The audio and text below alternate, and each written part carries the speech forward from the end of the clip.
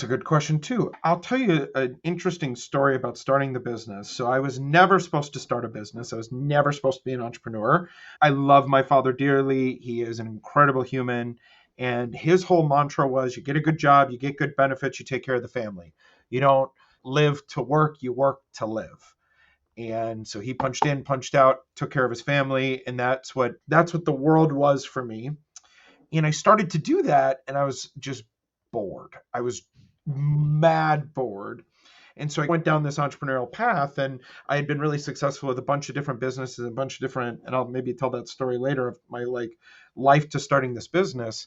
But what I was at a point in my career where I could no longer go further by hoping someone else would take me there, if that makes sense. And Yes. so I was in a scarcity mindset of believing that I always needed a different business, like I needed to be part of a business, and that's that like safety valve. And my wife knew I was frustrated, had seen me get frustrated, and want to go further.